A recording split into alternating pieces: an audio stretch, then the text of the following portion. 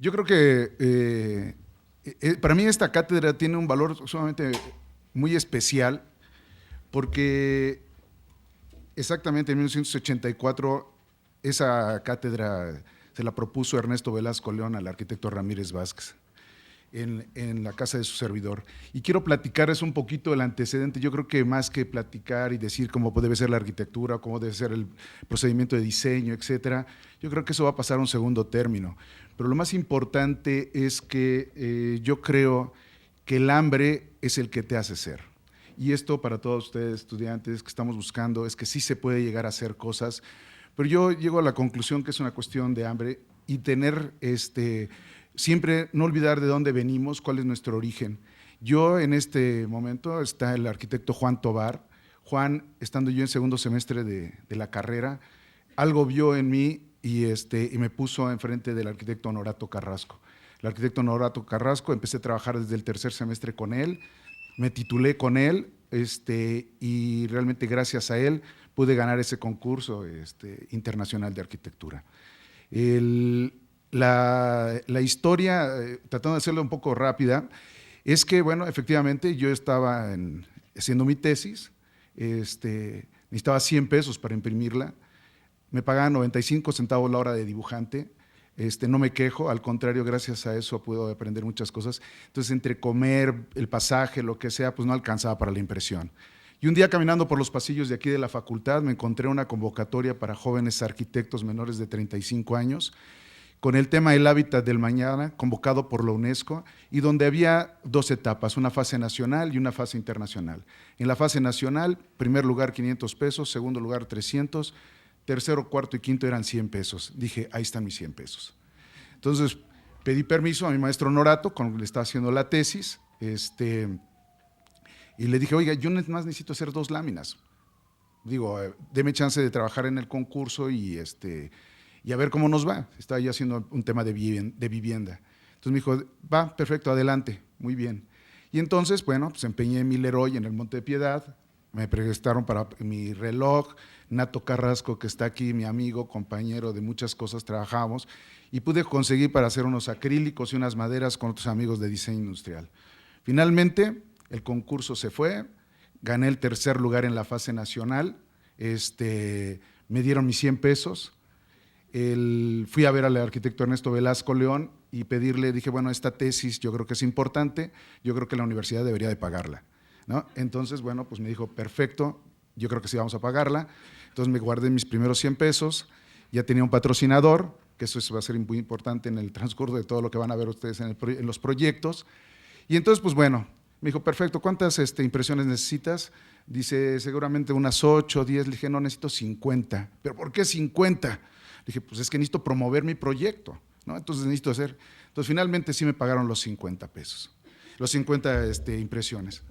Después se me olvidó que la fase internacional, el concurso, etcétera, el primer lugar lo habían ganado Ernesto Natarén con su socio, todos eran arquitectos titulados, yo tenía 22 años, estaba terminando la carrera, insisto, y entonces en la fase internacional, pues bueno, en mi casa somos 8 hijos, yo soy el mayor, los sábados a mí me tocaba ir por las tortillas para el almuerzo, entonces cuando regresé del almuerzo, de las tortillas, uno de mis hermanos me dice, oye, acaban de decir en la tele, o sea, lo que era Lourdes Guerrero, que era así como el programa de hoy mismo, con Guillermo Ochoa, que era como el López Dóriga de ese entonces, dice, acaba de decir que un arquitecto mexicano acaba de ganar un premio mundial en París, pero no tiene nombre, tiene un seudónimo, y era P210861, que era Pepe 21 de agosto del 61. En ese momento me subí a mi cuarto y me azotaba contra las paredes porque había ganado el premio mundial de arquitectura, ¿sí? Y entonces así empezó la historia de esto. Y finalmente, pues en la ceremonia, todo, pues el presidente del jurado era Kenzo Tange, el vicepresidente del jurado era el arquitecto Ramírez Vázquez y de entre ellos estaba Álvaro Sisa. O sea, todos los que estudiamos arquitectura sabemos el tamaño de los monstruos que son estos. Por lo tanto, la celebración fue en la unidad de posgrado. Mi maestro Norato pues me acompañó, yo soy producto de mi maestro Norato. Y llegamos y de repente me llegó el arquitecto Ramírez Vázquez y me dice, ahora, ve, pídele una beca. Una beca, pero ¿para dónde? Pues si yo ni siquiera, pues estábamos trabajando, haciendo una casa para Juan Gabriel, ¿te acuerdas que estábamos haciendo para Alberto Aguilera? Pues estábamos haciendo casas. Entonces, pues una beca, ¿para dónde? Que vayas y le pidas una beca a Pedro. Pues no sabía. Entonces, de aquí a donde está Nato, pues llegué con el arquitecto y en ese trayecto dije, bueno, ¿yo una beca para dónde? Yo estaba en otra cosa. Y entonces yo me acuerdo que cuando mi padre quería quedar bien con alguien, lo invitaba a un pozole. Entonces llegué y me paré enfrente de don Pedro y le dije, arquitecto, le invito a un pozole el sábado. ¿Acepta? Y me dijo, claro que sí, nos vemos a qué horas, a las 2 de la tarde. Entonces regresé con el maestro Honorato y me dice, ¿qué pasó? ¿Ya le pediste la beca? Le dije, mire, no tenemos beca, pero tiene usted un pozole el próximo sábado, a las 2 de la tarde. ¿No? Y entonces de ahí, pues perfecto, salió el tema de que pues el pozole, le dije a Ernesto Velasco, que era al Chato Campo, obviamente al arquitecto Honorato, y de ahí fue 5 veces el arquitecto Ramírez Vázquez a comer pozole a la casa. El hombre llegó a las 2 de la tarde, puntual. Mis invitados llegaron a las 3:30. Imagínate como moco, parado ahí hablando, pues ¿qué le cuentas? Pues no sabes ni qué decir, el hombre puntual. Y pues bueno, ahorita yo creo que sí tendríamos un tema, digo, de plática para sacar, ¿no? Y entonces en una de esas visitas, el arquitecto Ernesto Velasco le dice a Ramírez Vázquez que existe una materia que nunca se ha dado, que es la Cátedra Extraordinaria Federico Mariscal. Y entonces por eso para mí es todavía un doble reconocimiento, un halago, una felicidad extraordinaria, que pues en la casa de ustedes se haya hecho esto y que nunca me hubiera imaginado hace 28 años estar aquí. Entonces, pues bueno, yo me acuerdo que la cátedra que impartió el arquitecto le puso como, el tema se llamó la arquitectura como disciplina de servicio, lo cual sigo pensando que es así.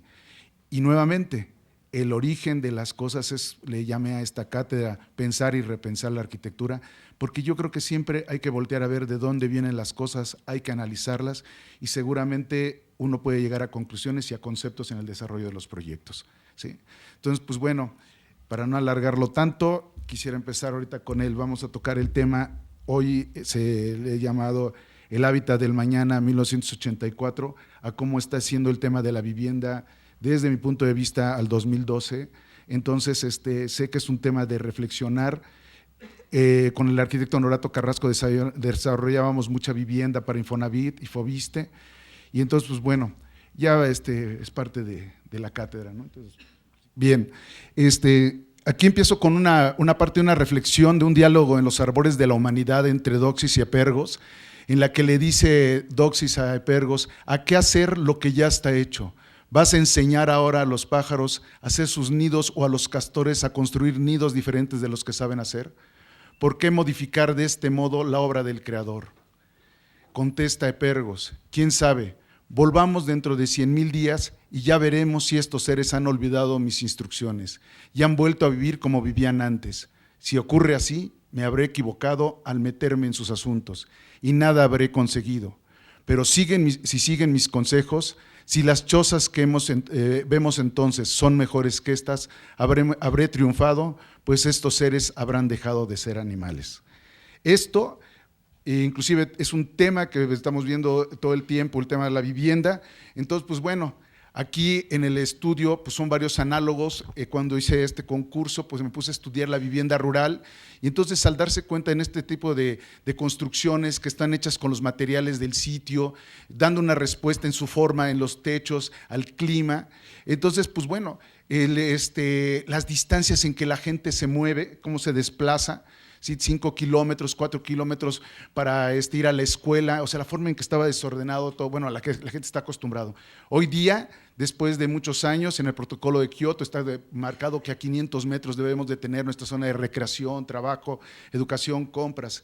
Y una de las cosas es que, bueno, una forma masiva, Infonavit y todas estas instituciones, y a lo mejor me meto en camisa de 11 varas, pero no importa, finalmente es mi cátedra y yo decido lo que hago y hablo.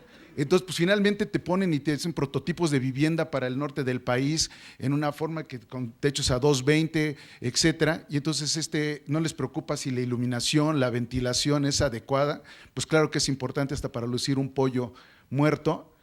Y entonces en son parte de las láminas de 1984. En el 84 la población era de 70 millones de habitantes, con un crecimiento del 2.4 anual.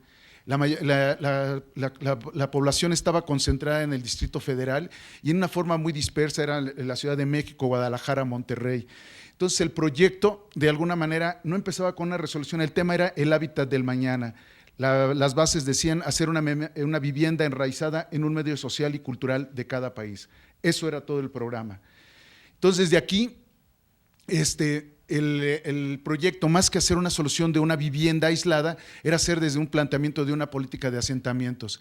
La propuesta del proyecto era la vivienda, la gente está en poblaciones y entonces la gente migra del campo a la ciudad y la idea era tratar de que la gente migrara a polos de desarrollo con un desarrollo perfectamente establecido en planes con su crecimiento y de ahí a través de una cooperativa, sí, a través de un equipamiento, poder hacer que estos polos de desarrollo pudieran complementarse con una distancia no mayor a 5 kilómetros. Entonces, también la vocación de esos polos de desarrollo era tratar de encontrar las actividades primarias, ya sean ganaderas, artesanales, agrícolas, pero realmente buscar una forma en que la gente emigrara a estos puntos que además, en vez de estar de las cuadrillas en el estado de Guerrero, irse a lo mejor a unos pueblos como podrían, a unas ciudades como son Iguala o Chilpancingo, pero que realmente pudieran desarrollarse de esta manera. Y entonces sí, cuando ya cumples la demanda del trabajo es cuando necesitas hacer vivienda y no al revés, que se hacen ahorita viviendas a las afueras de la ciudad y que vemos viviendas de tipo Aras, todas estas empresas que se dedican Sadasi y que están abandonadas, están solas, están desocupadas. Aquí, a través de un sistema de cooperativa, que tenía una función de un tiempo determinado, cumplir la demanda de vivienda y después esta cooperativa se pudiera mover hacia otro lado y poder desarrollar estos polos de desarrollo, insisto. Pero además que la gente tuviera una identidad con la gente a donde estaba emigrando y no emigrar del estado de Chiapas a la Ciudad de México y encontrarse con un choque cultural. Adelante. Bien, el proyecto conceptualmente era analizando los climas principales del país, el clima húmedo, templado, seco, tener un módulo que se pudiera adaptar a diferentes topografías, tener la capacidad de recibir diferentes cubiertas, hacer unas células de vivienda entre 16 y 20 lotes, que son los que se ven aquí, generando incluso que los núcleos de servicio estuvieran por la parte de atrás para que los frentes de los lotes fueran más grandes y un módulo de 360 por 360, porque igual la vivienda no es la misma el requerimiento de una, y vamos a ver un poquito más adelante, la de un soltero, de una pareja, que de una familia de 4 integrantes, y aquí la idea es que la vivienda pudiera tener diferentes formatos. Parte de esto, al final de la historia, no era tratar de hacer un prototipo de vivienda que se repitiera N veces, sino realmente un sistema constructivo básico. Entonces, lo que había detectado yo en la cuestión de la vivienda rural es que realmente son deformes porque los elementos eran de origen orgánico. Entonces, el concepto fue desarrollar un polín de concreto, en el cual se podía hacer fácilmente en el terreno, era colar un firme, hacer un tipo de cimbras como de guarniciones de banqueta, hacerle un postensado con una varilla al centro y poderlo apilar, y podía servir como elemento de columna o de trave, y es una sección de 10 por 10, y la posición finalmente no afectaba en su funcionamiento estructural. Y este es un poco el esquema, tener el polín, o sea, el relleno de concreto, tener una varilla, incluso me acuerdo que mi maestro Norato me decía, le pones miel, el concreto no puede fraguar, y entonces era el lubricante, bueno, el elemento para que pudiera fluir y el concreto se pudiera postensar.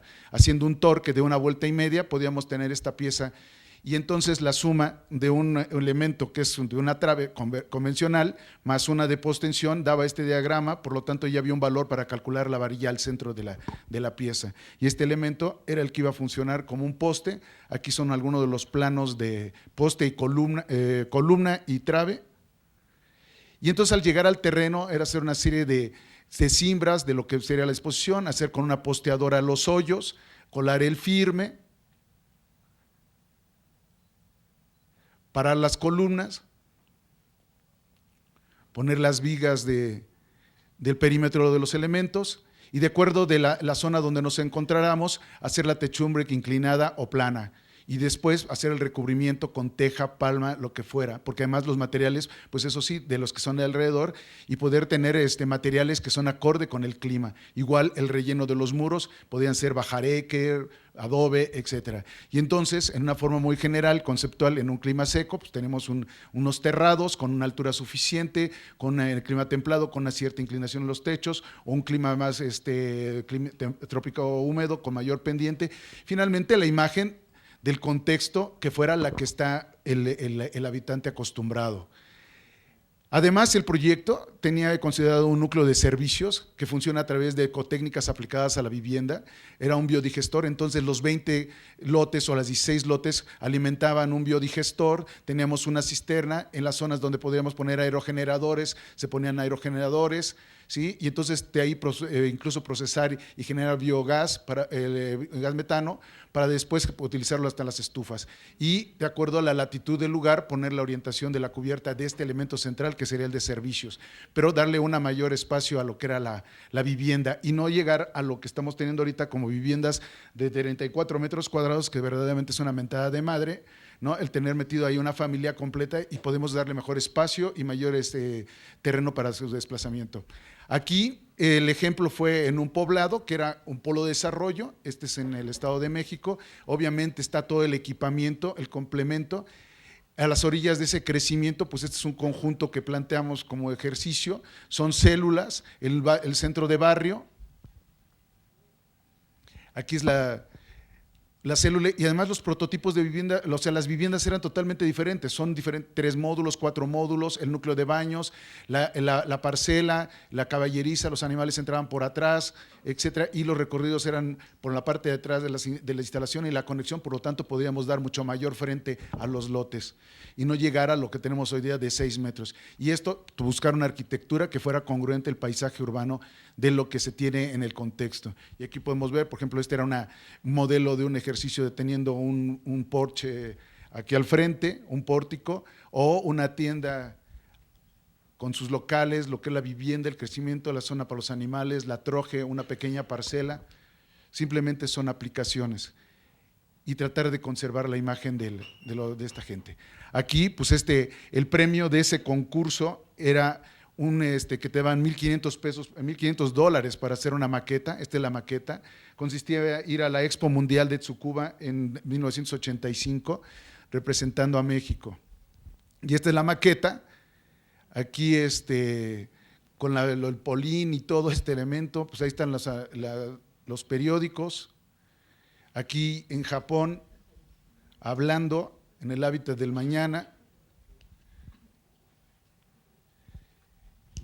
Aquí con la gente, los compañeros. Entonces aquí está Kenzo Tange, para que me lo crean, ¿no? Entonces sí lo conocí, entré a su despacho y me decía arquitecto. Yo decía, caray, todavía no me la creía, pero no. Y aquí en programa de Hoy en la Cultura, que aquí está mi compadre Federico González Compeán, Marta Sosa era la conductora. Y luego, pues el programa, pues ahí con mi maestro Norato Carrasco, con Guillermo Ochoa, presentándolo antes de que el proyecto se fuera a la Expo de Japón. Esa es la maqueta. Y luego, pues me seguí dedicando a hacer estudios de esto. Una empresa nos contrató para tratar de hacer una vivienda en Piedras Negras. Entonces hicimos este prototipo de un núcleo de baño, ¿sí? Donde la idea es que entrabas, subías un escalón y tenías el lavabo, el agua del lavabo se metía en el depósito de la regadera, la regadera, y esta agua servía para el excusado, y entonces tenías una sola salida de drenaje y utilizabas todo el agua. Posteriormente, pues aquí nos contrataron, nos fuimos a Piedras Negras a hacer este prototipo con unos postes de lámina, con unas de fibra de vidrio. Y como he dicho muchas veces, ese tema de la autoconstrucción es un error. O sea, finalmente iba con otro compañero que es Mario Carballo, de la generación de Nato y de Javier Duarte, y entonces los arquitectos lo único que servimos es para hacer chalanes, o sea, podemos saber las combinaciones, pero el maestro era el que nos decía qué es lo que teníamos que palear, ¿no? Porque pegar no sabemos. Luego, en el año 2002, otro concurso también de vivienda, todo lo que vamos a hablar ahorita es un tema de vivienda, entonces le llamamos la casa abierta. Igual el concepto de nuestra casa única en el mundo, como una caja, como un baúl, como un cuerpo que todo lo acoge, que todo lo toma, que nos consuela de todo, que nos tranquiliza, que nos calma y nos sostiene, la casa a la que nos gustaría parecernos. Y ahí reflexionando, pues nos damos cuenta, insisto, todo mundo, la síntesis es la individualidad, la búsqueda de las necesidades del espacio son diferentes. El programa arquitectónico de un soltero, de una soltera, ¿sí? De una pareja, de un discapacitado, es totalmente diferente y nos hacen prototipos de 2 recámaras, sala, comedor, y no es cierto, no necesitas eso. Digo, hasta los taxistas, todos los taxistas están uniformados, pero le ponen su peluche, le ponen su crema Nivea para cuando frene y ser diferente, pero eso se llama individualidad, y esa es la lectura de lo que estoy tratando de querer decirles. O sea, todos no podemos tener mejor que nos den un espacio de 70, 90 metros cuadrados y uno decide cómo lo quiere hacer. Además, la vivienda es algo que va cambiando, tiene que ser realmente muy dinámico, ¿sí? Porque te casas, entonces estás con tu pareja y después tienes un niño y luego tienes 2 niños y entonces lo vas, y después pasa el tiempo y se van, ¿sí? Y entonces, y a lo mejor, bueno, pues te quedas soltero y necesitas tener un espacio flexible. De aquí, entonces, el concepto de este rollo era principalmente que la escala o el elemento a seguir era el hombre, ¿sí? La medida a seguir era el hombre. Entonces, la individualidad, la búsqueda, la vivienda debe ser un concepto abierto, pero con límites, polivalente, flexible, ¿sí? Y adaptable a diferentes usuarios. Ya lo ves, 4 escalas de sustentabilidad, que realmente era el paisaje, la ciudad, el barrio, la casa. Porque finalmente las viviendas no son elementos aislados, son parte de un sistema, y ahorita más adelante lo vamos viendo, ¿no? O sea, vivimos en un barrio, en una colonia. Y en esa época ya había todo un reordenamiento de lo que eran las ciudades, el Plan de Desarrollo Nacional. Aquí otra vez, aquí me puse a hacer una lista de qué sería el programa arquitectónico de pues es diferente y se dan cuenta de lo que puede pasar en los diferentes programas arquitectónicos. Y otra cosa, pues dependiendo del terreno que fueras a trabajar, pues ir adaptando y tener un arado finalmente con los nuevos conjuntos habitacionales y no retículas que son las que vemos últimamente, ¿no? Entonces el concepto era escala de sustentabilidad, o sea, el concepto de la casa abierta, pero tiene unos parámetros muy claros, que la casa crezca hacia el interior. Y finalmente, pues las demandas es a través de una serie de módulos. Aquí, otra vez, los elementos que pensaba en ese momento era lo que le llamaba yo CABE, que era cocina, armario, baño, escalera. Con esos 4 elementos, tener la flexibilidad, ¿no?, de poder ubicarlo. Después pues, existe todo lo que es el proyecto de lo que es la Casa Barcelona, que algunos conocerán, que empieza con la cocina, el baño como elemento móvil, ¿sí? El piso, la ventana. Y bueno, pues finalmente son cosas que van coincidiendo. Y aquí era como el ejemplo de decir, bueno, aquí tengo una vivienda, hago el control, eso de que tenga una casa que crezca hacia el exterior, no es cierto. La gente termina metiendo construcciones de pedacerías o de lámina o de otras cosas, y nosotros sí podemos controlar, digamos, si hacemos la envoltura de principio y luego vas haciendo elementos secundarios con tapancos, pero la casa crece hacia el interior. Y ahí vemos toda la cantidad de flexibilidad que podía tener este elemento, ¿no? Con la escalera, tapanco.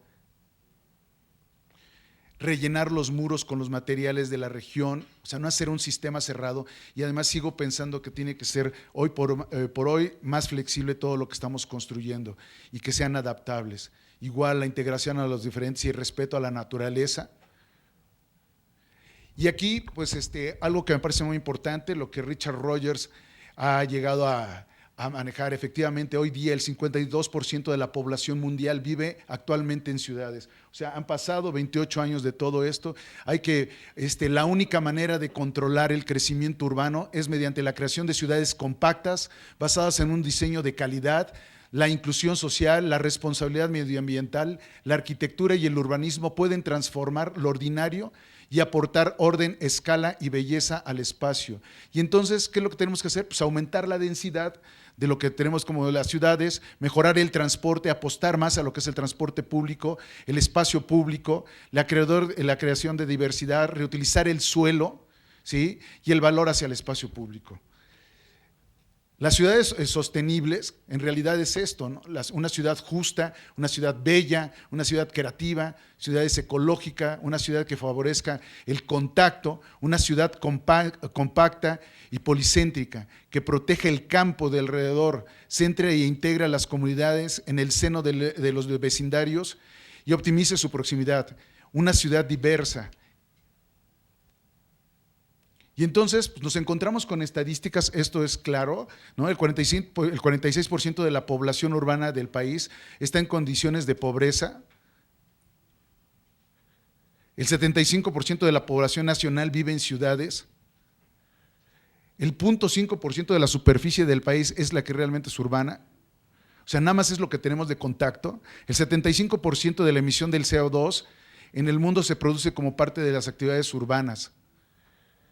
El 20% de la gente que se mueve en el área metropolitana de la Ciudad de México lo hace en el 80% de los vehículos que circulan. Entonces, dense cuenta que el transporte, esto de hacer los segundos pisos, realmente es una tontería desde mi punto de vista, ¿no? Debería de apostarse por lo que es el transporte público. Y entonces, otra vez, nos encontramos conjuntos habitacionales en que, pues bueno, imagínate que llegas un día medio borracho y digo, pues no sabes ni cuál es tu casa, porque todas son igualitas, ¿no? Entonces, pues entonces todo el mundo está etiquetado parejito, es la individualidad es lo que hay que estar buscando. Este cuadro me gustó mucho, se llama El Infonavit de las cucarachas, ¿no? Y esto, pues al final de la historia, tiene mucho mayor personalidad, porque pues este tiene una ventanita azul, este tiene el colgajo rojo, el morado, y la gente que no tiene derecho a un crédito, que son las de menos de 4 salarios mínimos, pues esta es la que tiene realmente y hace su casa a su manera y a sus necesidades, ¿sí? Y entonces tenemos el crecimiento informal, que realmente tiene mucho mayor personalidad, ¿sí? Tiene mayor individualidad que ser así una etiqueta más, ¿no? Crecimiento formal. Y todos son chiquitos, compactos, etcétera. Aquí es un ejercicio un ejemplo de un concurso que hicimos para Viveica en Reforma, se llama Reforma 27. Básicamente es como para decirles que hemos seguido en el estudio buscando cosas. Y entonces el concurso, que es el edificio que ganó Alberto Kalash, ¿sí? Es el de concreto naranja. Entonces aquí la propuesta es de que había una necesidad de hacer diferentes construcciones. Y entonces pues había una serie de programas de viviendas de 60, 75, 90, tal. Este era parte del programa del concurso. A mí en particular este proyecto me gustó mucho porque nos pedían 21 departamentos de 60 metros cuadrados. Ok, vamos a ponerlo en diferentes lugares. El de 55, de 90 metros cuadrados mezclados, los de 120 también mezclados, los de 150 metros cuadrados mezclados. Los más grandes eran de 240 y bueno, pues porque finalmente en el esquema de los negocios, cuando de repente haces un edificio con el penthouse, el problema es que el penthouse es el primero que se vende, ¿sí? Y entonces y lo tienes que entregar en un tiempo determinado y no puedes vender la parte de abajo. Entonces lo que hay que hacer, desde mi punto de vista, es una estructura abierta donde podías construir, digamos, los edificios caros. A lo mejor me da miedo la altura y no me quiero ir hasta arriba, me quedo a la mitad del edificio. Y tengo, por ejemplo, la mezcla y dejas un sistema, digamos, abierto. Y además tienes un termómetro que te das cuenta que si el producto que se está vendiendo es más el de 60 metros cuadrados, pues entonces dejas de hacer de 200 metros cuadrados y entonces haces más de 60 de metros cuadrados. Que hoy día es el problema que tiene ese edificio. No se está vendiendo bien porque ya se vendieron todos los de 60, pero los grandes no. Y es que están en un punto donde la gente la que demanda ese tipo de departamentos es gente que vive a lo mejor en Cuernavaca, en Toluca, y viene nada más a trabajar toda la semana y lo que necesita es un lugar nada más para estar toda la semana durante su zona de chamba. Entonces, también una de las cosas que nos parece muy importante en el estudio es el análisis de la ciudad. Y, por ejemplo, este proyecto va naciendo que del nivel 0 al 5, yo siempre he dicho, hemos pensado que existen capas urbanas. Entonces, conforme va subiendo, el espectro se va abriendo. Entonces, en el nivel del 0 al 5, pues esto es lo único que puedes ver. Del 6 al 9 se va abriendo tu espectro, que es la parte del azulito. ¿Sí? Del 10 al 14 se va abriendo más el espectro. Y así sucesivamente, como pueden ver, entonces el proyecto iba respondiendo, digamos, conforme era haciendo la apertura que se van dando en las visuales. Entonces, en la parte de abajo es un basamento continuo, se hace una escuadra, otra escuadra, e inclusive pensando en 2 etapas. Una para que finalmente, le insisto, si no se podía vender y el producto iba siendo de mayor demanda de menores metros cuadrados, entonces irlo acoplando y sacabas a la venta el segundo y no tenías que construir todo de golpe. Aquí, pues las columnas vertebrales de lo que son las instalaciones. lo que son los equipos de la planta de tratamiento, etcétera. Entonces, en sí, otra vez, ¿qué proyecto es más sustentable? ¿Una vivienda aislada o un edificio de este tipo, no? Porque todos los desechos, toda el agua, todo lo que se procesa viene por ahí, se da una sola cisterna, un solo equipo. Y aquí vemos lo que son las circulaciones verticales, las circulaciones horizontales, y a través de un tratamiento de fachadas, ya sea con ventanas de diferentes estratos, acabados, con diferentes serigrafías, podías hacerle identificar que tu departamento a lo mejor tenía 2 ventanas, el otro tenía una ventana más larga, una terraza, etcétera. Y la intención de este edificio era esa. Son las fachadas, los cortes, las plantas porticadas. Y aquí está el Monumento a la Revolución, esta plaza muy padre hoy día, que es el espacio público, la vista hacia lo que es el centro, la Alameda, y lo que es hacia el Castillo de Chapultepec. ¿Qué otra vista?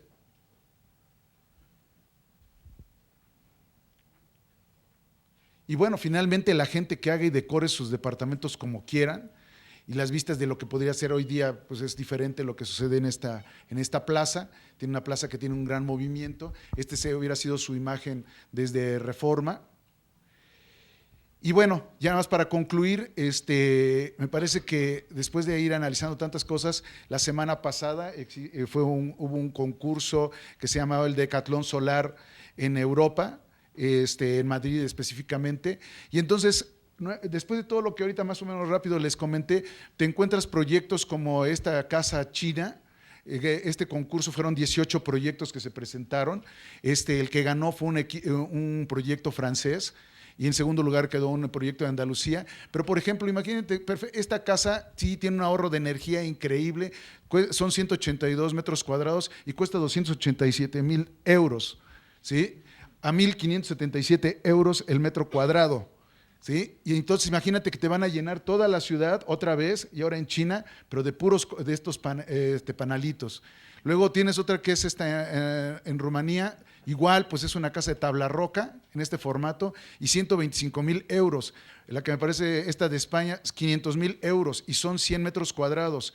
64 metros cuadrados, una casa redonda, pero eso sí, son muy eficientes en el rollo de que tienen un consumo de, no necesitan ninguna carga eléctrica, todo lo hacen a través de la energía solar, pero finalmente no viven así, sino están dentro de ciudades, lo que son las viviendas, ¿no? Y aquí, el de Brasil, igual, 450,000 euros, el de Japón, o sea, este es de 54 metros cuadrados, 500,000 euros, lo único que tenía es que era un techo, ¿sí?, de 4 aguas tipo pagoda, donde todo eran paneles solares. Se mueve la cajita del panel solar, imagínate, integrado en estos contextos, y el que ganó es donde los cuates realmente se fueron a dar una mayor densidad, o sea, subir, crecer, y sí plantear un proyecto dentro de una ciudad, donde ya existe la infraestructura. Yo muchas veces he comentado, la colonia Roma y la colonia Condesa son y resurgen después de 100 años porque tienen estructura urbana. Tienen unos parques, tienen unos ejes que es Álvaro Obregón, Orizaba, ¿sí? Y entonces, bueno, tan es fácil de colocar cosas ahí, que incluso lo de las bicicletas fueron los primeros lugares donde se pudieron poner, porque tienen los anchos y las dimensiones adecuadas para hacer estas adecuaciones. Y entonces, pues este proyecto no es que sea un prototipo de vivienda, sino es una estructura abierta, y dependiendo, ellos incluso hacen un planteamiento, se dan cuenta ya en un barrio, y donde además proponen que las áreas comunes sean en la parte de hasta arriba, un poco el concepto que tenía Le Corbusier en el proyecto que hizo en el bloque de Marsella, que bueno, es padrísimo el concepto del bloque de Marsella, en la parte de abajo la planta libre, varios departamentos, en medio el centro comercial y en la azotea lo que era el jardín de niños. El único error que tuvo Le Corbusier es que había mucho jardín y te hacía subir a la azotea. Entonces, por eso fue un fracaso el bloque de Marsella. Entonces, estas cosas simplemente es pensar, repensar la arquitectura, reflexionar, y yo creo que este es un tema que da para mucho lo que es la vivienda, y yo creo que tenemos oportunidad de leer lo que está pasando. Hoy he comentado que las viviendas en la Condesa se ha dado, pero ya tienes la infraestructura, ya tienes los bares, ya tienes las cantinas, ya tienes los restaurantes, ya tienes todo. Entonces lo único que se hizo fue modificar la densidad y el uso de suelo para darle mayor altura, ¿no? Y en cambio, por ejemplo, vemos lo que le pasa al Pedregal, que hoy día pues son terrenos de más de 1,000 metros cuadrados que se han subdivididos, pero pues son caminos de puras peceras. Es una cosa pues padrísima que diseñó Barragán en un momento increíble como arquitectura de paisaje, pero el tiempo, la arquitectura es testigo insolayable del tiempo. Y pues bueno, esta es la plática de hoy. Gracias.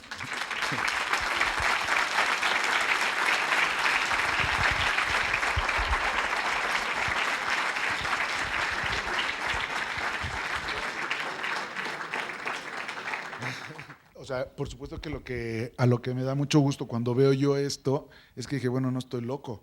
Sigo pensando que hay que irse para arriba porque la tierra cuesta, ¿sí? Entonces hoy te encuentras que el 24% de la vivienda urbana financiada por Infonavit está vacía, porque la gente está muy lejos. Hay gente, ahorita aquí está un compañero, Oscar, que trabajó con nosotros en el estudio y hacía 3 horas de Texcoco para venir al estudio. Entonces le dije, bueno, o te cambias o búscate un trabajo por allá, porque es una locura, ¿no? Moverte así. Y ahora, si tuvieras un tema de un transporte público que realmente te ayudara, pues otra cosa sería. Pero son viviendas, o sea, porque la tierra es muy barata, por eso es que se hace allá. Y además todo parejo, ¿no? Como digo, el prototipo para Morelia es el mismo que usan para Chiapas, ¿no?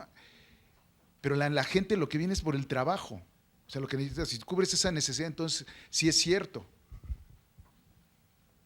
¿Sí? Y la otra, acabo de estar en Madrid y efectivamente a cada 500 metros encuentras un metro.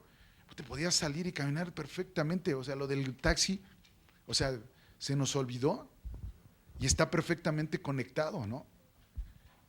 Y mira que tiene varios errores a nivel probablemente urbano, pero esto del el M30, el M40, pero yo creo que sí tenemos, o sea, por ejemplo, tenemos que pensar cómo operar de otra manera las ciudades y los lugares. Ciudad Universitaria es el ejemplo más claro, ¿sí? 1954, el único con unos grandes estacionamientos, ¿sí? Criticado porque tenía muchos estacionamientos. Y el único que tenía coche era César Costa, y eso porque era artista, y aquí en la Facultad de Derecho, ¿no? Y entonces todo el mundo tenía coche, y después no podías estacionarte. Y entonces, buscando una forma de operarlo diferente, con un estacionamiento que tiene el estadio, que ocupas 2 veces al mes, y es en domingo a las 12, entonces ese estacionamiento, y con unos Pumabús, 12 líneas de Pumabús que tienes con las bicicletas, hoy día tienes la imagen de 1954.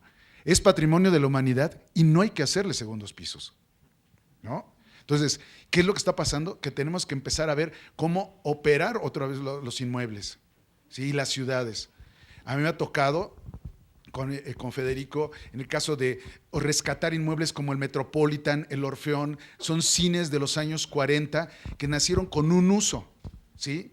Y que de repente, e incluso son hitos urbanos que son referentes muy importantes, ¿sí? Son palacios distantes aún vivos y que simplemente como cambiándole la isóptica y cambiando el uso, ya como cine no funcionaba, ¿sí? ¿Por qué? Porque eran las grandes salas de 3,000 hasta 6,000 espectadores. Pero todo el mundo tiene el referente de ese lugar, el Orfeón, el Metropolitan, en el centro de Cuernavaca, el Cine Ocampo, y realmente lo seguimos respetando, pero ya con otro uso, uno como teatro, otro como centro de espectáculos, y se vuelven detonadores y reorganizadores de una zona. Y ahí ves el proyecto Alameda, cómo ha crecido y cómo se ha dado.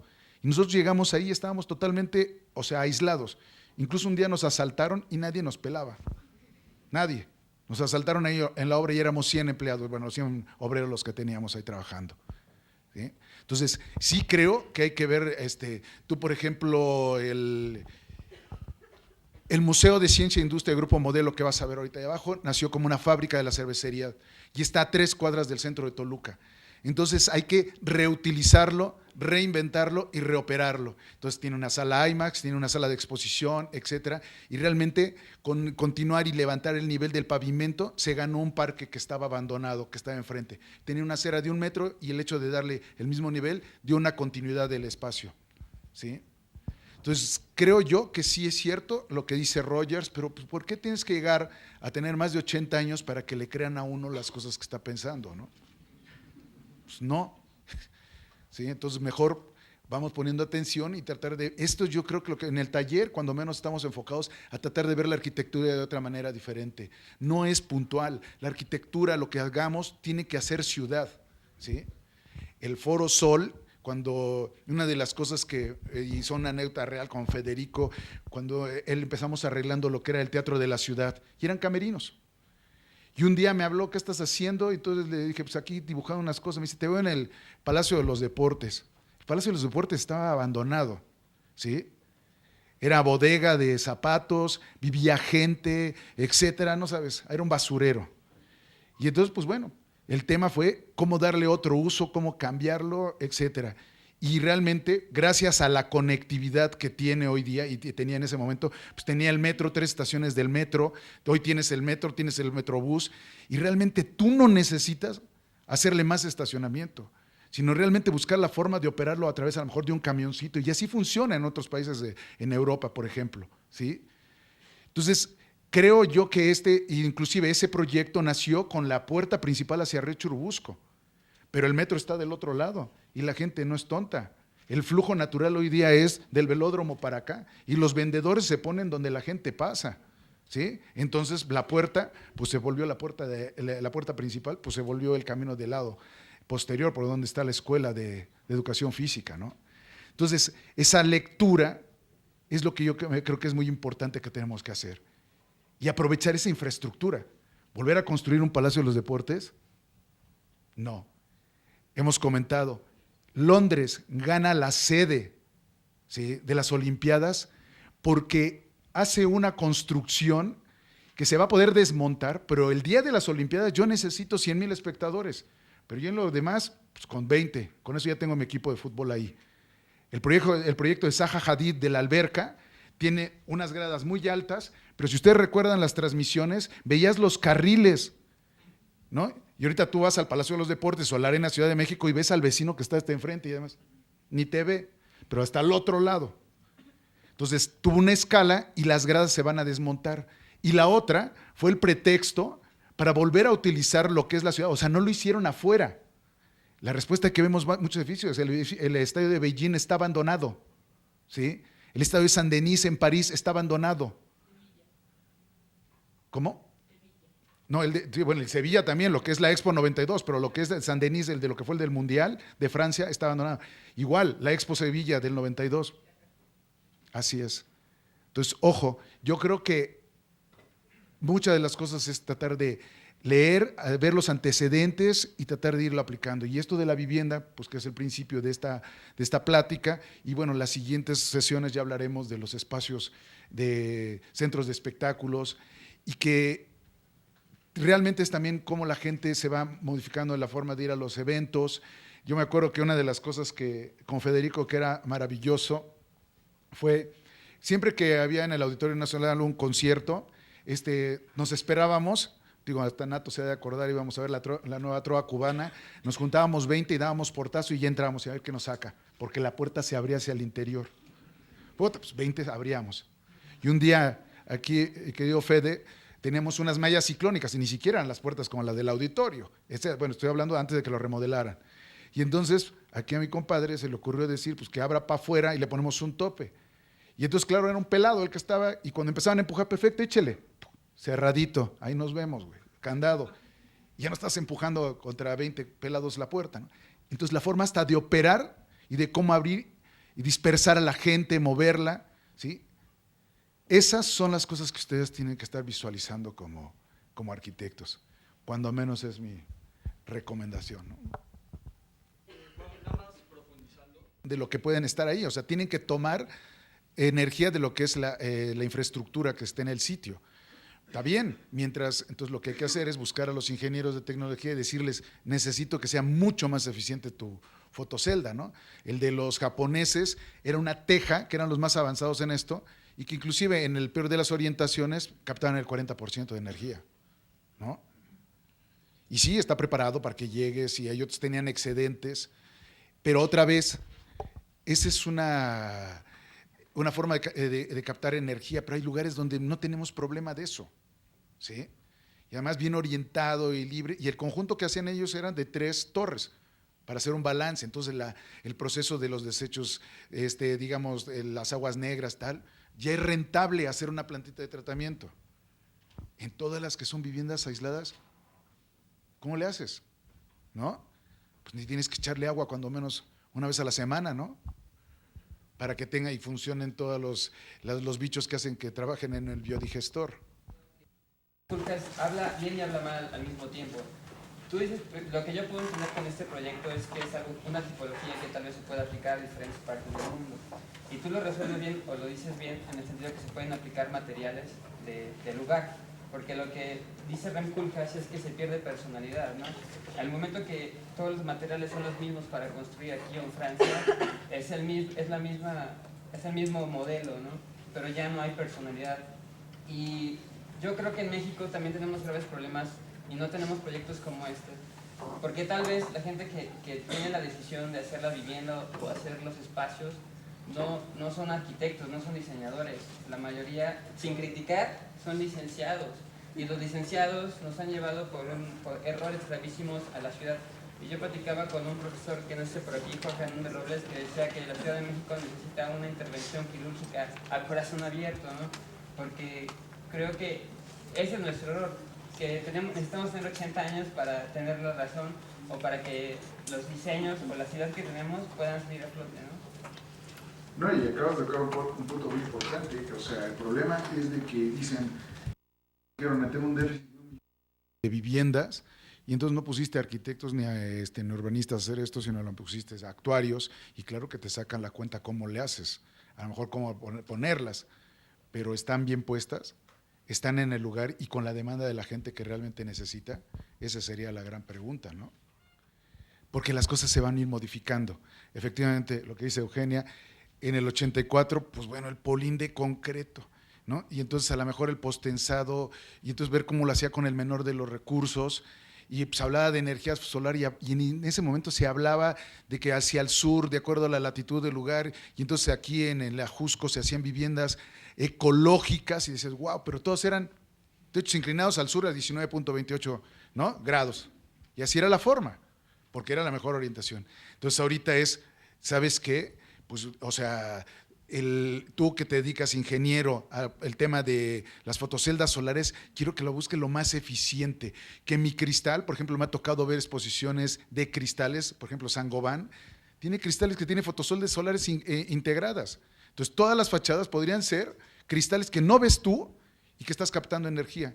Y eso porque estamos hablando del sol, ¿sí? Pero hay otras formas también de generarlo. Entonces yo creo que efectivamente ahorita, pues en ese entonces era, cómo no se me echa a perder esta porquería de la shit, de las vacas y tal, y tenía que juntar, mi examen de aquí en este lugar fue mi examen profesional, y me acuerdo que entregué, y necesito 24 vacas, 17 gallinas y 2 pollos, para generar el suficiente estiércol, para que generar el gas para las casas, imagínate. Y cuando hoy día, en nuestros análisis que estamos haciendo ahí en el taller, es de que dices, bueno, ¿hay gas natural? Órale. Y tú crees que es padrísimo que tengas el gas natural a pie de tu casa, ¿no? Y eso no pasaba antes. Entonces hay que aprovechar la infraestructura que tiene de una forma natural las ciudades. Y digo, agregando un poco a la cuestión del modelo agotado de la vivienda popular, la vivienda de interés social, hay estudios muy interesantes de Gabriel Cuadri, en donde a veces están pagando más los beneficiarios de estos créditos por ir y venir, por el transporte, que por lo que pagan propiamente de crédito en la vivienda. Entonces dicen, si les diéramos algo más cerca, más caro, pues sería una calidad de espacio mucho mejor. ¿Y cuánto cuesta una hora de sueño, 2 horas de sueño? ¿No? Esto realmente creo que es una cuestión para reflexionar. Y yendo un poco a lo que tú dices, bueno, son actuarios y no arquitectos, ingenieros que diseñan estas ciudades satélites. Estas configuraciones. Y yéndome un poco a lo que, bueno, a tu proyecto de ICA, de Calach, que creo que de lo que se ha desarrollado últimamente, a lo mejor es de lo más afortunado o menos desafortunado, pero a mí me preocupa mucho como arquitecto que estamos un poco a merced de un número importante de desarrolladores inmobiliarios que están acabando con las ciudades, están acabando con nuestras barrios, bueno, casos que hay hoy en día en la Roma, en la Condesa, con este nuevo plan parcial, donde hay 62 predios más uno de dudosa procedencia para hacer más pisos de los que deben de ser, y sobre todo la americanización de los espacios. Tú ves el proyecto de Calach, el proyecto de Jaime Barón en la Revuelta de Colón, el proyecto de Teodoro González de León. Tuve el proyecto de Teodoro González de León y Abraham Cardoso y Torres de Miscuac, 100 metros cuadrados, contra estos departamentos de lujo en el Reforma 222. Y bueno, yo soy de los que me decir que el contenedor es precioso, y el centrito comercial y los edificios, bueno, yo podría decir me gusta, ¿no? Pero tú ves inclusive el proyecto de Roth en la Diana, es bueno, de terror, ¿verdad? De un espacio de casi 70 metros cuadrados, que medio se ventila, o sea, la recámara se ventila a través de una cocineta, a través de la sala, ¿no? Entonces yo no me quiero imaginar ahí los olores, y cómo ya ninguno de estos espacios, y arquitectos, incluso el hotel, que tampoco creo que sea uno de sus mejores, cilindro ahí de Seúl, que como, digamos, estamos acostumbrados aquí, digo, y por el interés social, todos tienen un patiecito y un pequeño lavadero, ¿verdad? Todos tenemos que pagar una jerga, no para que te reventó, y vomitaste y hay que lavar, no decir una prenda de ropa interior, ¿verdad? Algún accidente. Y bueno, todos estos espacios en estas viviendas de lujo, de Reforma, tienen una lavadora y una secadora en un closet, ¿no? Entonces, ¿dónde encuadran más? O sea, yo creo que el reto de nosotros como arquitectos viene siendo cómo podemos ser el contrapeso de estos desarrolladores inmobiliarios. Claro, no son nuestros clientes y debe de ser rentable y debe de ser un negocio, pero cómo no perder también los valores de nuestra cultura y de lo que estamos haciendo. Sí, es complicado. Pero... No, yo creo que yo estoy totalmente de acuerdo contigo. Las lecturas a las cosas. O sea, el sismo del 85 tiró un montón de porquería y volvimos a hacerla, ¿no? Tuvimos una pandemia, estuvimos encerrados, ¿sí? Las rejas de Chapultepec estaban cerradas, los centros comerciales cerrados. Y entonces toda la gente se salió a Reforma porque no tiene rejas. Entonces, hoy por hoy hay espacios que tienen vocación, ¿sí? Como es este caso. Hoy día, pues tú sabes que los domingos te sales y está cerrado la bicicleta, padrísimo, hasta el centro. Todo. Entonces, lo que es el Ángel, lo que es el Zócalo, bueno, son lugares que tienen esa vocación. Y de repente empiezas a hacer un cambio de uso de suelo y das una gran densidad con todas estas viviendas que se van a hacer, estos rascacielos de ahí de Reforma. Y entonces, como autoridad también yo creo que es importantísimo que toda esa cantidad de coches que van a entrar, donde le vas a dar un cajón por cada 30 metros cuadrados, ¿no? Pues es un edificio de 30,000 metros cuadrados de oficina, pues necesitas 30,000 metros cuadrados de estacionamiento. Cuando podrías cambiar la normatividad y decirles, no hagan estacionamientos, denme la lana de todos esos edificios y hagamos un gran estacionamiento, a lo mejor abajo de Reforma, o un sistema de transporte público mucho más eficiente, ¿no? Entonces, estamos con normatividades mal aplicadas. O sea, el proyecto de Richard Rogers con Legorreta, él decía, bueno, ¿para qué ponemos más estacionamientos aquí? Y tiene razón. O sea, no va a ser un caos. Digo, traten de llegar a esos lugares, ir a Polanco es una bronca, ¿no? Entonces, bueno, ojo, que sí nosotros tenemos oportunidad y les va a tocar a muchos de los que están aquí estudiando y terminando su maestría y doctorados en poder hablar y decir estas cosas, ¿no? Y vale la pena, ¿no? Porque es una bomba de tiempo y no las estamos aprovechando. La lectura de los fenómenos, o sea, de los efectos, ¿no? Esta pandemia, les insisto, bueno, pues ni modo, a salirte a la calle. Y Reforma hoy, date cuenta, qué padre se camina, ¿sí? Y las esculturas y los festivales y etcétera, ¿no? Entonces, ojo, yo creo que sí es de reflexionar y tenemos la oportunidad de, cada vez que te toque hacer un proyecto, aunque sea una casa, porque creas que sea muy chiquita, no es cierto. Tú puedes impactar realmente y hacer ciudad con esa intervención que estás haciendo, ¿sí? La trayectoria que tú traes encima, yo como, tú sabes a lo que me dedico, yo me dedico a los recubrimientos naturales. También he comprado departamentos y lo que veo hoy día es que lo único que quieren es ganar dinero, es lucrar, es poner la peor puerta que encuentran, la peor llave que encuentran. ¿Cómo imaginas tú, cuál es tu visión acerca de esto aproximadamente en unos 10 años? Si nos vamos unos 10 años más, ¿qué imaginas tú que va a pasar con la Ciudad de México? Si ya estamos viviendo en unos huevitos carísimos, con tabla roca, como dice el compañero, con una secadora y una lavadora porque no tenemos un área para colgar, con un roof garden, con todo ese tipo de cosas, con un estacionamiento en dobles, ¿cómo le llaman? Elevadores eléctricos. ¿Cómo con tu trayectoria y con todo lo que tú sabes, que sabes que te respetamos mucho. ¿Cómo te imaginas tú la Ciudad de México en unos 10 años? Intervenciones de densificar de otra manera la ciudad, compactarla, hacerla más vivible. Yo vivo en la Roma y me muevo en el transporte público perfectamente bien, ¿sí? Tengo todo cerca, ¿no? No tengo, ahora sí que básicamente por mis hijos tengo que salir a llevarlo con el coche a la escuela.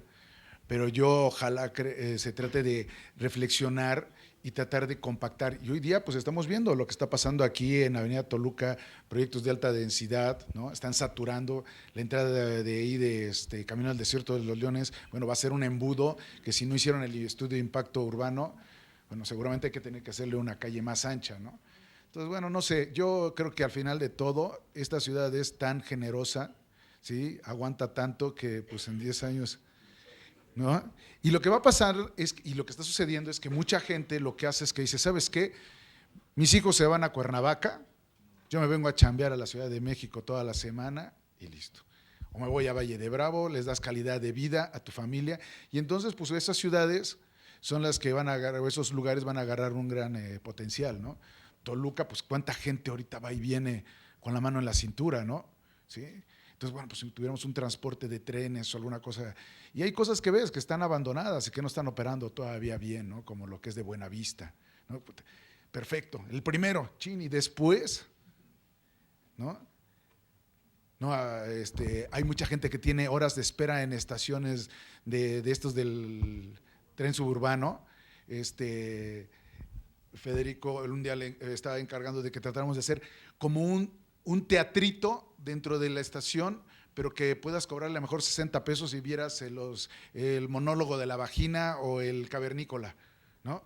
Pero que fuera de 60 pesos mientras venía el otro camión, ¿no? Y pues son cosas que, o sea, él como empresario, todo lo que ha vivido, que hemos visto de la industria del entretenimiento, tenemos que ser espacios flexibles, ¿sí?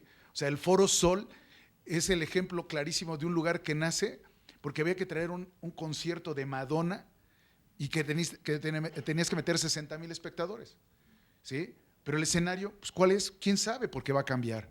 Entonces es un recinto que es un estadio que no pierde la cabecera y que puedes tener un escenario de diferentes dimensiones. Los Stones vinieron una vez, luego vienen otra vez, y si es más grande, más chico, y es flexible. Nuevamente, es un espacio flexible. Inclusive ese proyecto se pensó para que se usara una vez al año, un megaconcierto. Entonces ha sido uno de los edificios más rentables que te puedas imaginar, ¿no? Pero otra vez la conectividad que tenía, sí. La ciudad, ¿qué propuesta tendría para salvarla? Porque estamos en un mundo de caos, el transporte es ineficiente, ¿no? Las viviendas se han desarrollado a la periferia y es muy difícil llegar al centro.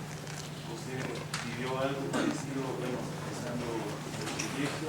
No, y yo, por ejemplo, en el caso del museo de modelo, impacto ambiental, de hecho yo tenía unos accesos en los laterales y los cambiamos porque si los dejábamos en su punto original, hacíamos que entrar en caos totalmente al día siguiente la ciudad, por las rutas de los camiones, etcétera.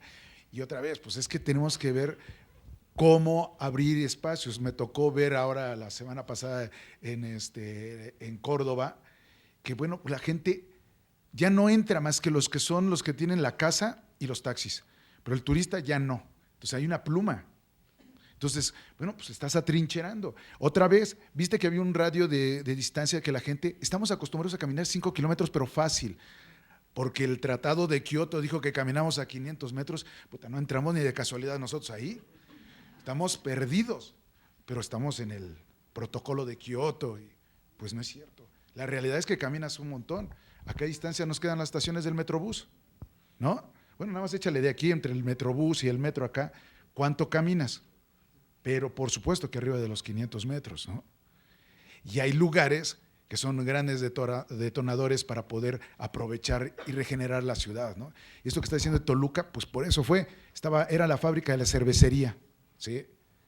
Le dimos otro uso, ¿sí? Se respetó el edificio histórico y bueno, pues la conexión de lado a lado y los dos barrios se regeneraron.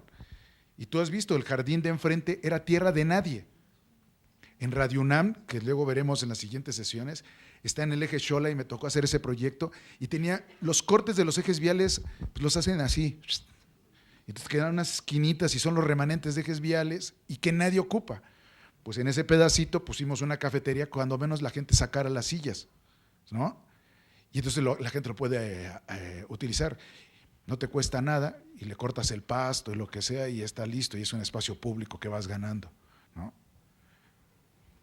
Es un poco eso, nada más. O sea, no hay una fórmula. Lo chiste es seguir buscando y tratar de ir evolucionando en las cosas, ¿no?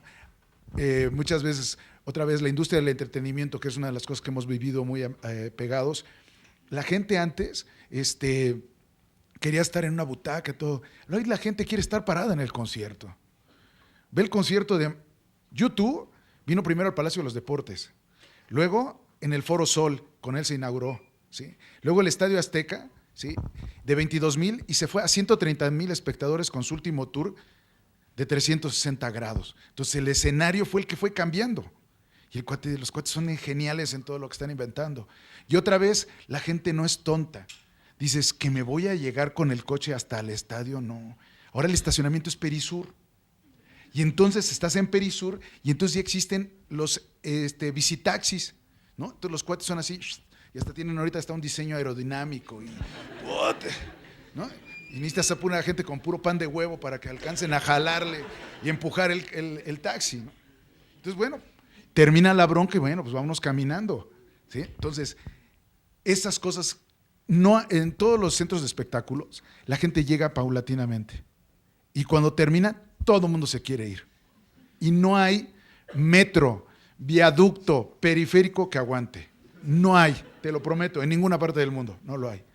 Entonces, lo que hay que hacer es dispersar, ¿no? Entonces la gente, por ejemplo, hay un proyecto que me gusta mucho, pongo de ejemplo, el de Herzog de Mero de la Allianz Arena en Alemania, está el estadio aquí, la estación multimodal está acá, y nada más está el estacionamiento para la gente que opera. Y tienes con arquitectura de paisaje, ¿sí? Unas sendas en las que es caminar, y la gente caminamos 2,5 pasos por segundo, unos más, unos menos, pero se va haciendo así. Y no saturas el metro, y no saturas el transporte público, ¿sí? Entonces, ojo, o haces restaurantes, o haces unos centros de entretenimiento, pero la gente se vaya quedando. Y esas son cosas que nos ha tocado ver con un concierto, ¿no? Con un evento. ¿Sí? La ciudad, tú lo estás planteando, pero desde la vivienda. Y yo decía que justamente la vivienda era el reflejo de la ciudad o viceversa, ¿no? Y ellos hablaban mucho sobre la porosidad, sobre todo en plantas bajas, que es lo más común. Pero ellos decían que tu casa no termina donde está la puerta, ¿no? Termina donde está el restaurante, o lo que acabas de decir. En un estadio no termina las puertas, no termina hasta el metro, o termina donde está. A lo que me refiero es, en esta ciudad es como muy importante esta parte, digo, desde la terciarización que se ha estado haciendo en el centro histórico, eso implica eso, ¿no? Esa parte de la vivienda, no solo que sea un pequeño espacio de 90 metros cuadrados y hagas una pequeña casa, sino es justamente este modelo, y justamente es lo que está haciendo, bueno, lo que se acaba de hacer de la nueva norma de sustentabilidad en el área del DF, en los lugares del centro tal cual, como el anillo principal, son más altos y se van disminuyendo, pero justamente ocurre esa densidad. ¿Cómo ves esa porosidad? O sea, ¿hasta qué punto ves esa porosidad tan viable? En el que tu casa sea parte de la calle y la calle sea parte de tu casa. No, yo creo que es importantísima, ¿no? Y bueno, no que tengas que llegar a cerrar la puerta. Te vas a ver a trabajar. Yo vivo en una casa de 1913 en la colonia Roma. Y a través de hacer un cambio de uso, de combinarla en una casa estudio, es que la puedo vivir, ¿sí? Entonces cumplo varias demandas.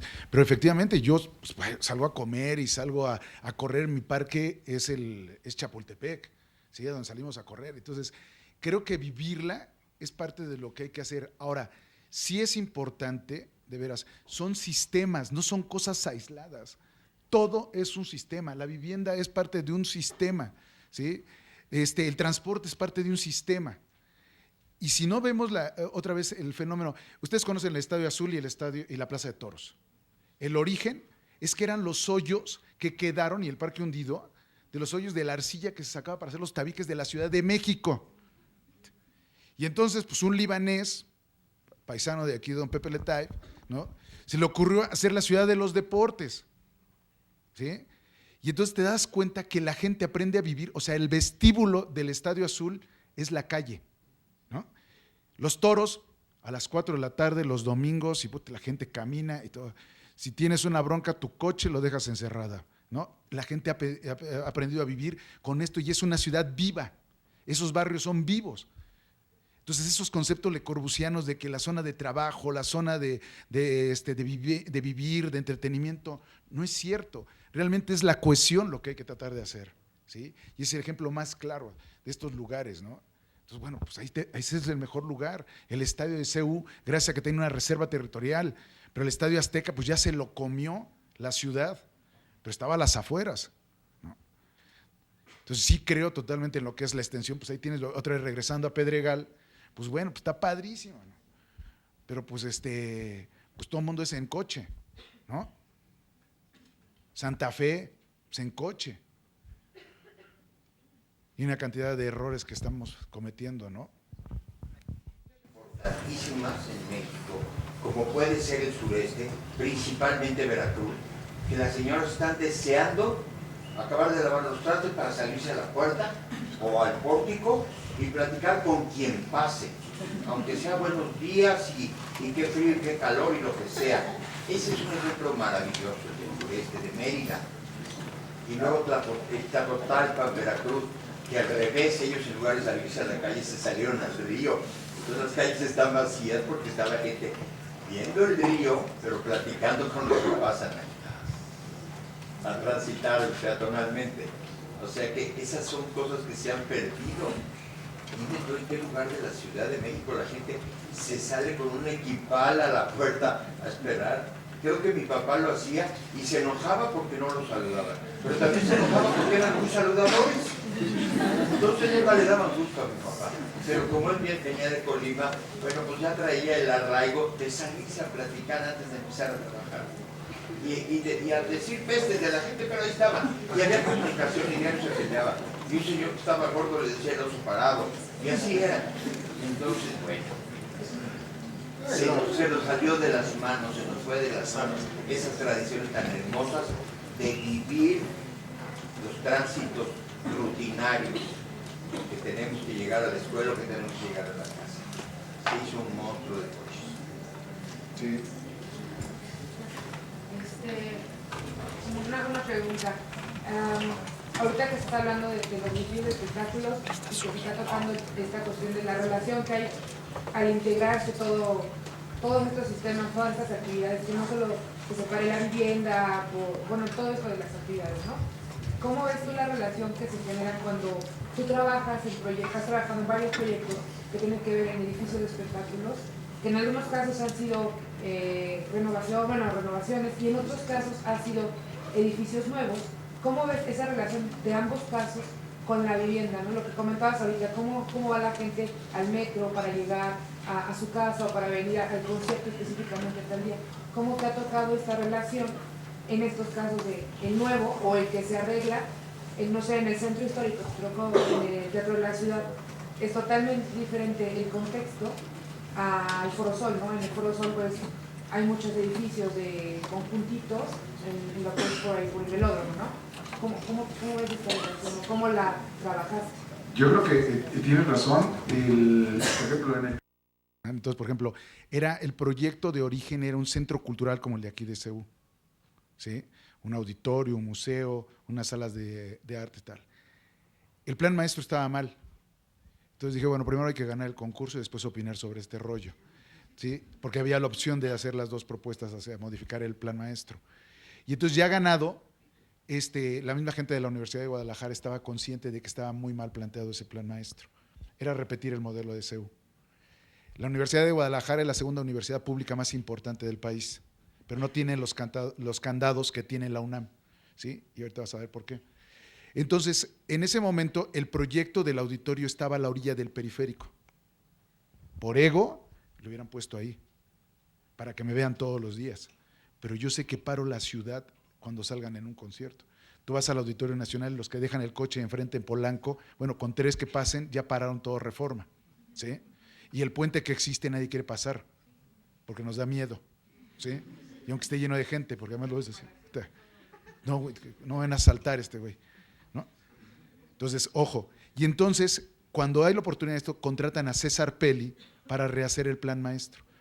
César Pelli tiene la virtud de haber hecho el plan maestro de Bilbao, ¿sí? Y en el plan maestro de Bilbao estaba el tema del Guggenheim como una parte importante de hacer ciudad, ¿sí? Como un ancla. Bien, entonces tuve la oportunidad de estar con César Pelli en su estudio en Nueva York y entonces le dije, mira, a mí mándame hasta atrás. Ahí voy a tener el patio de maniobras para que pueda entrar, porque un lugar de estos, para que funcione, necesitas que entren y descarguen cosas muy rápido. El Auditorio Nacional no tiene esos patios de maniobra. Entonces, todos esos defectos que veías en una cosa podían funcionar aquí. La otra es, ¿por qué no hacer un centro cultural que la gente viva aquí? Se modificó todo el plan de desarrollo, el plan maestro, tiene vivienda, tiene hoteles, está el ancla, que es el auditorio, está el museo, están los edificios de artes escénicas, está el museo, y entonces el proyecto se está haciendo con la mitad de inversión de gobierno y la mitad de inversión de privados, y está siendo lo más rentable que te puedas imaginar. Y al final de la historia, pues se vendió el nombre, era el auditorio de la Universidad de Guadalajara, y se vendió como el auditorio Telmex, ¿no? Que pagó una lana por el nombre del lugar. Y es mucho como funcionan estos inmuebles. Pero sí creo que tenemos que mezclarlo. Aislados, no. No más no. ¿Qué estás haciendo? Me citó en el Palacio de los Deportes y llegó y estaba con su compadre Alejandro Soberón y me dice el gringo, oiga, este techo aguanta 50 toneladas. Le dije, y si me paga, se lo firmo. Pues todo el proyecto, pues me sabía lo de Candela, mi maestro Norato sabía todo lo que yo había aprendido y dije, perfecto. Entonces me dicen, perfecto, nos vemos a las 5 de la tarde en un hotel de la zona rosa, Federico y Alejandro, ¿sí? Me dice Alejandro, pero no le puedes hablar a Ramírez Vázquez para conseguir los planos del palacio. Es como si te traigo aquí y te digo, va a hacer la remodelación, pero no puedes conseguirle planos con Jorge Tamés. Y dije, ¿qué onda? Y de repente, mi ex suegro había trabajado con Antonio Peirí, son Candela, Tamborrell y Peirí los arquitectos que hicieron esto. Entonces me acordé, le hablé y le dije, oiga, necesito que me presente a Peirí. Oye, está enfermo, no, pues, yo necesito que me lo presente y voy a pasar por él, tal. Dije, adelante. Y le hablé a mi maestro Norato, ¿sí? Entonces, pasé por el maestro Norato y resulta que pasamos por Peirí y habían sido cuates no de trabajo, de borracheras, de diversión. Bueno, era una película surrealista la que yo traía atrás en el coche, ¿sí? Mi cita fue a las 5 de la tarde ya en la zona rosa y entonces llegué y estaban Federico con los señores de Ognet Entertainment y Soberón y los planos, mira, no traigo planos, pero te traje al arquitecto que hizo el proyecto, ¿no? O sea, y entonces, bueno, ok, y entonces mire, arquitectos, queremos que hagan esto, tal. Entonces ya le dijo el arquitecto Carrasco, miren, nosotros estamos aquí por Pepe Moyao, lo que quieran se lo piden a él, nosotros le damos la información que quieran, ¿sale? Y listo. Y ahí empezamos con esto. Y así fue la historia. Y entonces, pues hay que hacer un lugar que sea para conciertos, para no sé qué. Y al día siguiente, Peirí me regaló un folder de las Olimpiadas del 68, ¿sí? Con los planos. Y lo más que podía existir en ese entonces eran los de ampliación de Xerox. Y pues de ahí empezaron a hacer los planos y empezamos a inventar todas las cosas de cómo ocuparlo. Y así empezó la historia de los centros de espectáculos, ¿no? Y haciendo y arreglando y bueno, pues ahora y llegamos al lugar y construía y tienen 34 palcos y compramos 34 chapas y las empezabas a colocar y yo venía colocando las chapas y de repente pues se me acabaron las chapas y seguían los hoyos en las puertas, me venían robando las chapas la gente que vivía ahí. Teníamos gente que luego nos metimos y dijimos, no, aquí nos instalamos, tenemos que preparar para Billy Joel el concierto, ¿no? Y perfecto, muy bien. Bueno, llenos de pulgas, ¿no? Porque todo estaba lleno de basura, etcétera. Federico agarró un montacargas y empujaba todo. Éramos 3 pelados ahí haciendo todas estas cosas y la verdad, pues así empezó todo este tema y pues afortunadamente salió bien, ¿no? Y ellos siguen con su industria extraordinariamente bien manejada, ¿no? Y uno pues chambeándole todos los días tratando de ser arquitectura, ¿no? Lo de los jardines verticales, tú estás hablando del tema de costos. ¿no? Y en esta modernidad están hablando mucho de meter los jardines verticales en estas construcciones que van hacia arriba. Pero en el tema de costos son altísimos. ¿Cómo lo integras? ¿Qué haces? No, es que precisamente están los jardines verdes, ¿sí? Esa es la gran diferencia.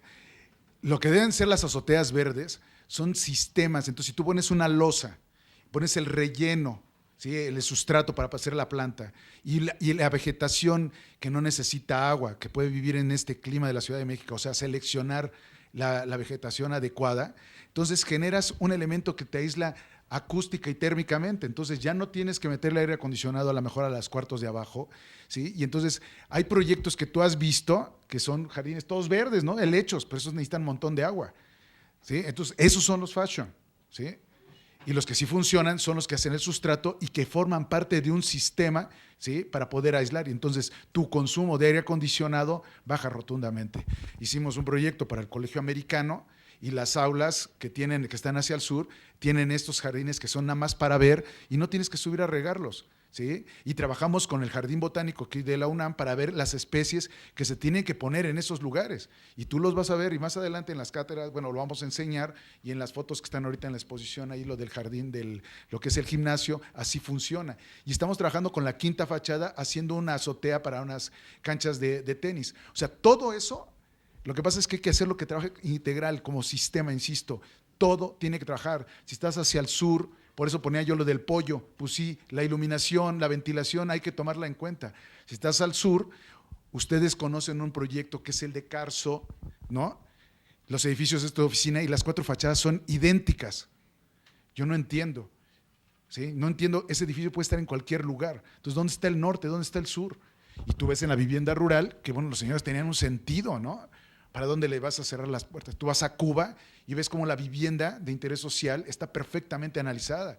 ¿Cómo aíslas? Pues pongo el tendedero. Ellos no tienen aire acondicionado. Pues abro las puertas, pero pongo un tendedero y me hace barrera y me aísla. Eso pasa en las paredes y también en los techos, ¿sí? Entonces, creo yo que no hay que confundir, ¿no? Ese tipo de usos de cosas. Había crecido en lugar de verticalmente, horizontalmente. Pues el proyecto de Tlatelolco era un proyecto donde la ciudad empezaba a crecer verticalmente y pues tuvimos el problema de su caída. ¿No crees que también ese tipo de cosas en México influyen para que las ciudades no crezcan verticalmente? Gente que vivía en Tlatelolco compraba el departamento de al lado y le quitaba un muro. Y otro muro. Y entonces los muros trabajan, ¿sí? Trabajan en el sismo, en el cortante, y entonces, pues claro, ¿sí? Pues bueno, le quitas. Y ahorita tú vas a ver los edificios, están reforzados para poder tomar estos sismos, ¿no? O sea, la Torre Mayor pues tiene unos disipadores de energía, ¿no? Para tomarlo, claro que se puede hacer eso, ¿sí? Es que se calculen bien y además en México, bueno, tenemos los mejores calculistas. El que sabe calcular en México puede calcular en cualquier parte del mundo, ¿sí? Así de sencillo, ¿sí? Hay especialistas en suelos, aquí está don Raúl, que es de Cimesa, que ha hecho, todos los hoyos que ven en la ciudad, de las cimentaciones profundas, son responsabilidad de don Raúl López Roldán, ¿no? Entonces, pues, hay especialistas para los suelos, ¿sí? Entonces, no, al contrario, claro que se puede, ¿sí?